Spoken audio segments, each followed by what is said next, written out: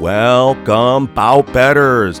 I had a winning week because Joey's pick of Onama finishing Benitez via TKO and Joey and my play of Dawkins by finish hit.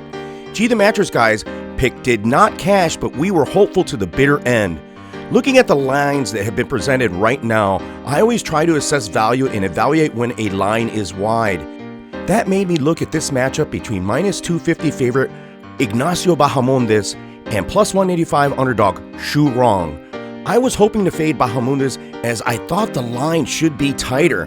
Bahamondes won his last bout in spectacular fashion, but in that bout, as well as in the match with John Madexi, he exposed a lot of his MMA skill weaknesses, the first being his whole open head guard and his straightforward movement.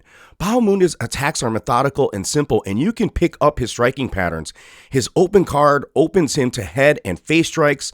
Bahamondes lets you jab him with no concern. That's why he wears damage so much to his face. He has no head movement and relies heavily on his chin and his toughness. He doesn't show up very well, and in close quarters, he turtles and exposes his body. Zhu Rong may have worse striking defense, but has a better defensive movement ability. But offensively, he lunges with his jabs and has poor boxing fundamentals, which is going to be a big deficit here against a sound Ignacio Bahamondes. Offensively, these guys like to work from the outside, and this will be of detriment for Zhu Rong, who will remain on the out there circling for opportunities to close the distance rather than seizing ground or being the first to engage. Zhu Rong primarily has darting attacks and doesn't stay in the pocket. Zhu Rong would be wise to crowd Bahamondes as Bahamondes goes into complete defensive mode and slows down his offensive striking when fighting in close quarters.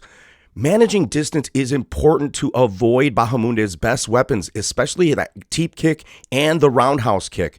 Bahamondes likes to be the hammer and gets sloppy defensively when facing someone more aggressive than he.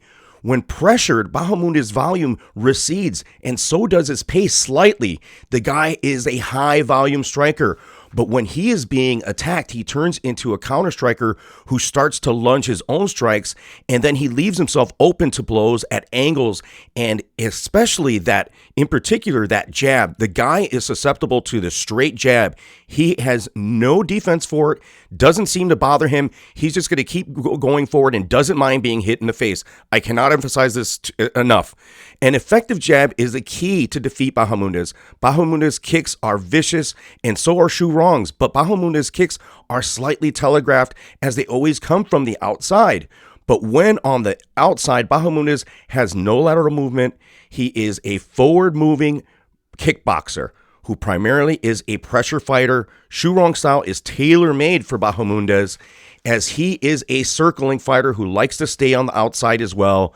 But his guard is worse than Bahamondes. Zhu Rong keeps his hands very low, almost at waist level. He has a chin and decent counter wrestling, but Zhu Rong accepts positions too much and is not good at dictating where and how the fight should take place. His style leaves him very open in this match because he is not a technical striker who can take advantage of Bahamondes' technical deficiencies. Zhu Rong needs to fight like Madexi and close distance while attempting to grapple, just as Roosevelt Roberts did. Zhu Rong does have a good top gain and decent body lock, but his offensive wrestling probably won't be effective against Bahamondes because he relies on his strengths for his takedowns and doesn't necessarily have technical wrestling maneuvers. We haven't seen much of Zhu Rong's grappling, but the little I've seen is sloppy with his movements. His ground and pound and offensive transitions really aren't all there. He's pretty decent at controlling people, and he does have power if he's on top of you. His top game is decent in that he won't let you go, but it leaves a lot of opens so guys can get back up or escape. It's hard to transition or reverse the guy, but he is actually very good at reversing others if he's on bottom.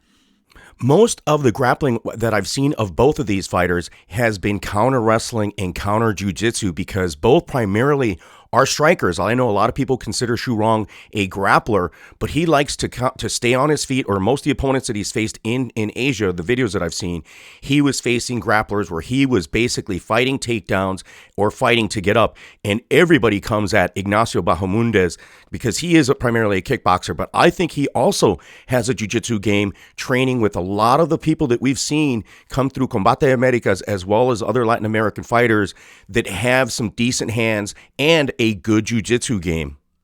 The biggest problem for Zhu Rong that I've seen is that he lacks that jab, which is the easiest strike and weapon against Bahamondes. I don't think Zhu Rong will time Bahamondes well, remaining on the outside, and Zhu Rong won't hold the center of the cage and will willfully stay on the outside where he is vulnerable to Bahamondes' best attacks and his pace. Zhu Rong also is a counter striker too much and won't go first and will be too willing to give up ground and circle, dance around the cage, may even get taken down by Bahamondes. It's possible, but Bahamondes may be able to implement a grappling plan, but Zhu Rong's grappling defense isn't horrible. He does have a 100 takedown % defense in the UFC, but they're going to do the kind of clinching to each other to get some sort of advantage here and there. But I really see this fight just taking place standing up and Bahamondes lighting up Zhu Rong as Zhu Rong does the circle dance.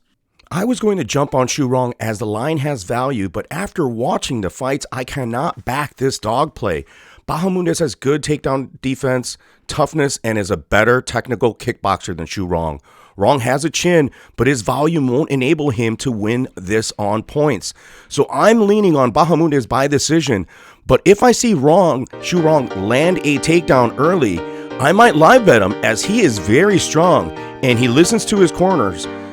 Both these guys have good octagon awareness, but if Zhu Rong could come in and take advantage or somehow grapple Ignacio Bahamondes to slow him down, he might have a chance.